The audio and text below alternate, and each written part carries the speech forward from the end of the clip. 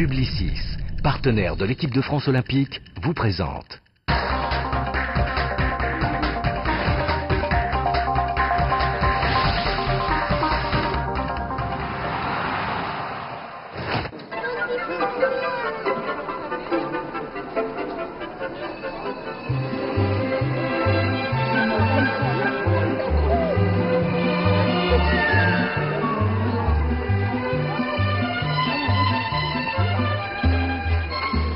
Leur visage ne vous dit peut-être rien, mais ces demoiselles sont les seules triples championnes du monde en activité dans leur discipline. Et leur sport, c'est le twirling bâton.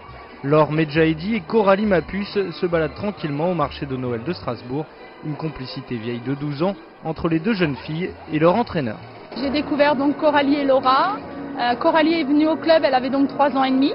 C'est sa grande sœur qui était la première à venir. Et Coco donc accompagnait toujours sa maman, et à ce moment-là, effectivement, j'ai proposé à Coralie d'essayer. Et depuis ce jour-là, elle est mordue. Donc Coralie aujourd'hui a 19 ans, Laura aussi, elles ont toutes les deux 19 ans. Mais Laura est venue un petit peu plus tard, Laura avait environ 7-8 ans. Laura a un parcours avec un autre entraîneur au départ. Et j'ai eu l'idée un jour, en voyant les qualités de Laura, de les joindre avec Coralie. On s'est tout de suite bien entendu et le feeling était là et voilà, donc c'était super bien dès le départ.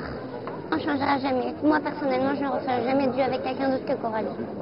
Dès leur début en compétition, le duo donne entière satisfaction. Un titre de championne de France minime la première année, puis une première couronne mondiale en junior lors des mondiaux de 2004 au Japon. Laure Medjahedi et Coralie Mapus récidivent en août dernier à Limerick, en Irlande, chez les seniors. Ce deuxième titre de championne du monde en duo dans la catégorie supérieure vient confirmer la progression de Laura et Coralie. Une victoire qui ne doit rien au hasard, d'après leur entraîneur, Régine Custer. Elles sont très différentes l'une de l'autre. Coralie est beaucoup plus, on va dire, bout en train, beaucoup plus rigolote dans le sens, elle fait plus la faux folle comme on dit. Laura était un petit peu plus calme, plus posée. L'idée, elle m'est venue de cette complémentarité très opposée. Je pense que du fait d'avoir 50% chacune, ça n'en fait qu'une à 100% aujourd'hui, quoi. La première année, elles ont été championnes de France, mais honnêtement, pour des jeunes filles de cet âge-là, parce qu'à ce moment-là, elles devaient avoir à peu près 11 ans, elles étaient hyper rigoureuses, tout le temps aux entraînements, même avec un rhume ou une rhinopharyngite ou quoi que ce soit. Elles étaient vraiment toujours présentes. C'est vrai que cette rigueur et cette envie, moi, ça m'a permis de pouvoir transmettre une passion à 2 élèves super géniales, parce que quelque part, c'est pas mes filles biologiques, ça c'est sûr, mais c'est quand même quelque part mes gamines, comme je les appelle tout le temps. Et elles ont un sérieux quand elles arrivent à l'entraînement, autant elles peuvent être folles à l'extérieur. Quand elles arrivent à l'entraînement, il faut avouer que Coralie et Laura tout de suite rentrent dans ce monde qu'elles ont elles-mêmes, vraiment on voit que c'est vraiment un sport qu'elles aiment à 100%. Ce sport nécessite une réelle ambidextrie ainsi qu'une motivation importante pour pouvoir évoluer dans les compétitions.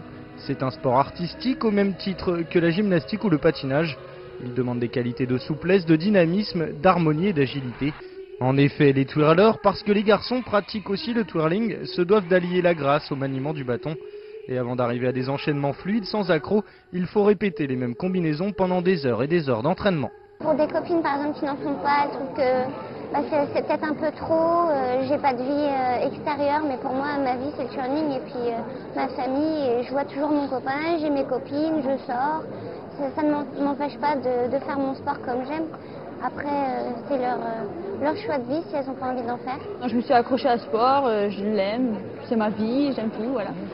Rouler et lancer sont associés à des mouvements de gymnastique. Il s'agit ensuite de présenter une chorégraphie sur musique de 1 minute 30 à 3 minutes 30 et la moindre erreur se paye cash.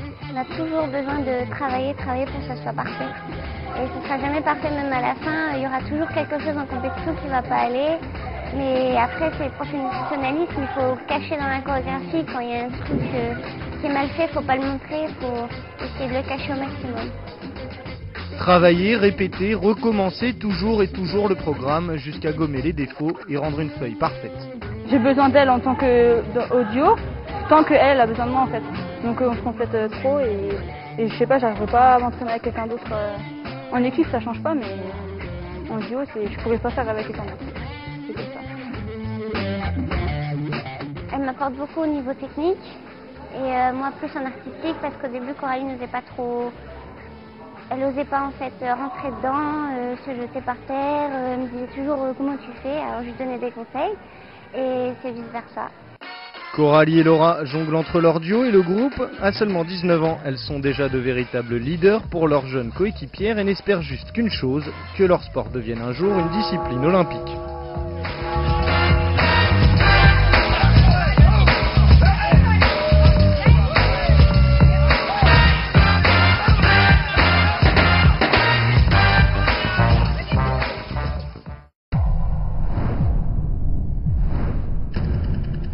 Publicis, partenaire de l'équipe de France olympique.